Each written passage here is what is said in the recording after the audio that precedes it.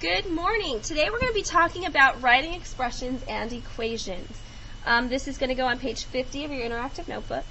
It's from Big Ideas Math, actually from two different sections in the book. One is from chapter 3, 118 to page 123, and one is from chapter 7, 294 to 299.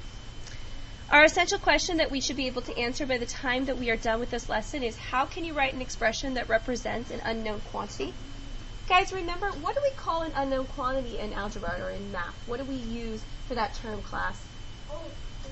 A variable, that's right. We call it a variable, correct? And a variable could use any letter, right? We don't have to use any specific letter. All right, cool. Remember, an expression does not have an equal sign, but an equation does.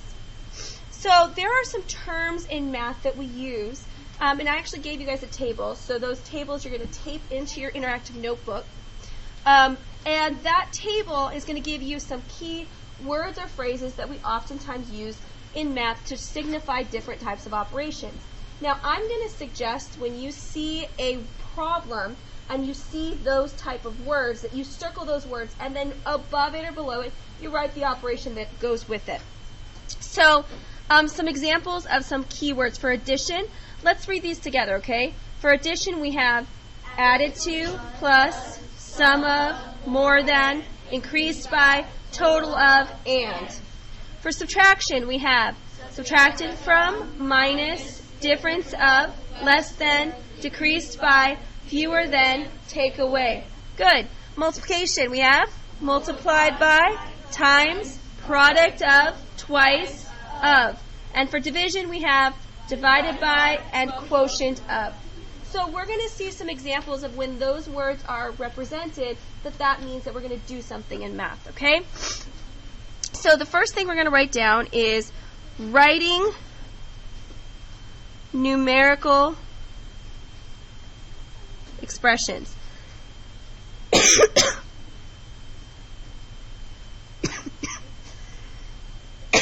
Remember, numerical represents using numbers. If we have an algebraic expression, we would have a variable in there. That's the difference, okay? And I'm going to push this up. Remember, if you need to go back and pause the video to get the information in or to put the table into your book, that's cool. Just pause the video and go back and do that. But I'm going to keep moving on for the sake of time. Okay, so you are going to write the phrase as an expression. This is for this, okay? So the phrase is 8 fewer than 21. Okay, so we're going to look for those terms. Does anybody raise your hand if you can see in that phrase 8 fewer than 21, who sees one of our words that's up in our chart up above? Maddie. It's in subtraction. What do you see? Fewer than. So let's circle that. Fewer than is up here. I'm going to draw an arrow here. And that means we're going to be doing subtraction. Okay, now, here's the key, guys, though. Subtraction gets confusing to people because in subtraction there's a very specific order that has to happen. 8 minus 21 and 21 minus 8 are two completely different problems, correct? Yes. Correct. So, what is it actually asking us to do? 8 fewer than 21. What is it telling you, Cassidy? Subtract 8 from 21 because it's fewer than the 21, right? Your mind is going to tell you, oh, it's 8 minus 21. That is incorrect. You have to think logically. It's actually saying it's fewer than 21, which means you're taking the 8 away. All right, let's try another one. The product of 30 and 9. Who sees or hears a word or phrase that comes from the chart up above? Johnny Lee. It's product, and it's from multiplication. So product of, and it comes from up here, which tells me this is going to be multiplication. Now, in multiplication, does it matter which one comes first? No. Because 30 times 9 and 9 times 30 is the same thing, right? Yeah. So we could write it like this, 30 times 9, because you know I like to use the little dot because it makes it clear that it's not a variable. Or it could be 30 times 9, or it could be 30 parentheses 9, or this is going to happen a lot of times to you. It can it in itself be in parentheses, those 30 times 9. And that's telling you that this is a separate entity. Yes, Maddie? In addition, there's also and. It says 30 and 9. Correct. Well, because it's yes, that could be confusing. Maddie said, well, it also has and that could be confusing because it's addition. That is true. So that's when we have to use our logic brain and say, what is it asking us to do? Is it asking us to multiply and add? No. It's saying the product of these two numbers. Okay. Thank you for pointing that out. All right. So now we're going to write the phrase as an expression.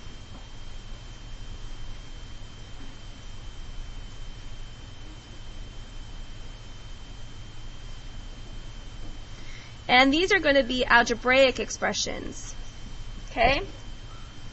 So we're going to use variables as unknown numbers.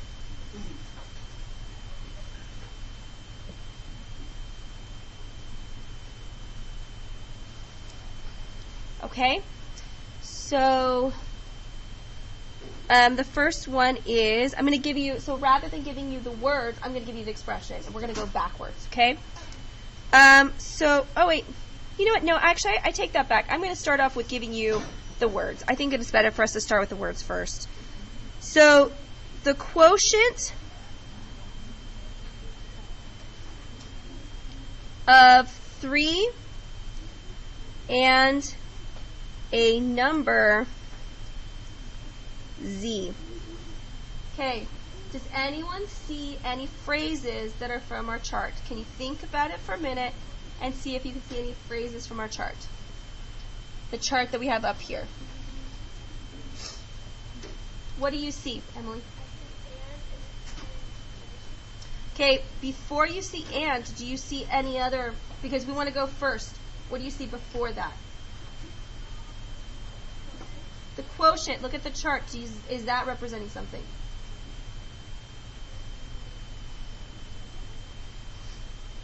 Division. So kind of like that multiplication problem, it's tricky because it has the and in. Use your logic brain. Before the and, it says the quotient. Now, in division, does it matter which number comes first? Yes. Think about 6 divided by 3 or 3 divided by 6. Do you get two different answers? So it matters. So the quotient of 3, so that's going to be 3 divided by a number. And we don't know that number, right? But is that number, since it's a variable, does it give us the name of the variable that they want us to use? Yes. What is that variable that it gives us, guys? Z. So here's our variable z. So we're going to do 3 divided by z. Or you could also write that as a fraction. But like I said, Emily, it's not uncommon to get that confused because we see those words. So that's why you have to look at the whole expression. Don't just look at one part and say, oh, I'm done. Think logically, like, is this really what it's saying? Even though the words are there, is that what the whole thing means? Okay, let's try another one. How about a number? Oh, golly. I got ahead of myself. A number y minus 75. This is a 7. It looks like a z, but it's 75. Okay, how would I write that? A number y minus 75. A number y minus 75. All right, let's go with Cassidy. What do I do? You would write it 75 minus y. 75 minus y? Look at it again. Okay, so minus, yeah, that would be our subtraction. But are we subtracting the y from 75, or are we subtracting 70? Are we doing y from 75 or 75 from y? Duhan. Minus y? So you'd say 75 minus y? Let's read it all together, guys. Read it with me. A number y minus 75. So when we did fewer than, we had to flip it. But in this one, do we have to flip it? No. We keep it the same. So it would be y minus 75. All right. I'm going to now turn my paper over to page 49.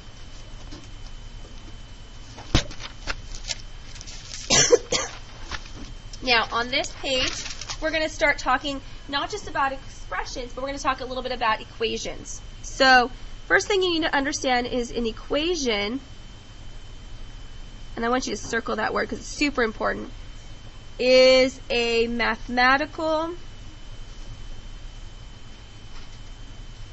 sentence that uses an equal sign.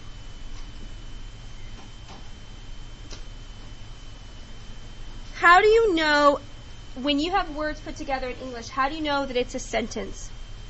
What tells you that it's a sentence? Johnny Lee? A period, or a question mark, or an exclamation point. The end punctuation, right? Well, you know it's an equation because it has the end part. The end part of an equation is the equal sign.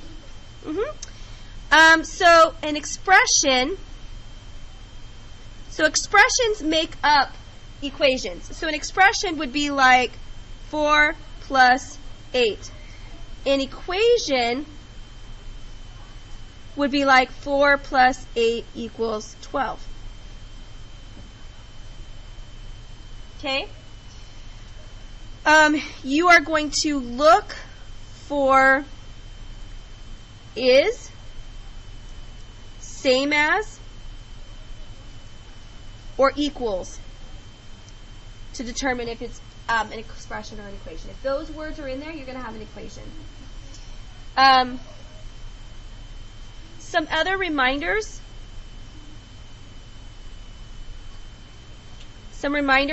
When you have an equation, like for example, 6x plus 2 equals 12.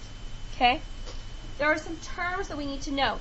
The first term is, here is your solution, right? This is the equal sign, oftentimes represented by is. Now, this part right here, this number that's hanging that isn't affected by the variable, we call this the constant because it doesn't change. The variable causes the other number to change. That number doesn't because it doesn't connect to a variable. This is the constant. Okay? Remember, it's not connected to a variable. That's why we call it a constant. This x is your variable. And the number that's connected to a variable, we call that the coefficient. So this number right here is your coefficient. The 6. Because it's connected to the variable. Any number that's connected to the variable is going to be your coefficient. Okay? Those are some important terms you're going to need to practice so you get good at them. When you're looking at equations, ask yourself, what's the coefficient? What's the constant? That will help you. What's the variable? Okay. Let's get this done. So the sum of a number n and 7 is 15. First question I have is that an expression or is that an equation? Why, Maddie? Why is it an equation? What key word tells you that? Is. Remember, is means what? Everybody, is means? Equal. Is means? Equal. Equal. So if you have an is, you have an equation. Okay? What is my solution in this one? Is what? That's your clue. Is what? 15. That's your solution. Now, are there any math clue words that we have in there? What do we have, Johnny Lee? Sum of. The sum of. Looking at your table, what does that tell us? What kind of operation? Addition. Addition doesn't matter which one we do first or last. So what other components do we have in there? Daniel, what components do we have in there? What's the first part? What? What? 7. All right. What are we adding to 7, Jasmine? A number. Do we have a name for that number? It's a variable, but what do we call that variable? N. There you go. So remember that when you're putting these in, you need to make sure that you are putting them in, looking at those keywords. One last one that I want us to do is write a word sentence for the equation. Freeze. Freeze. Don't move. 28 minus n equals 5. Okay. Everybody please put that in, and that'll be your final ticket to finish these notes. Okay? So make sure you can do that. If you have questions, please ask me those questions. And have a great day, and good luck.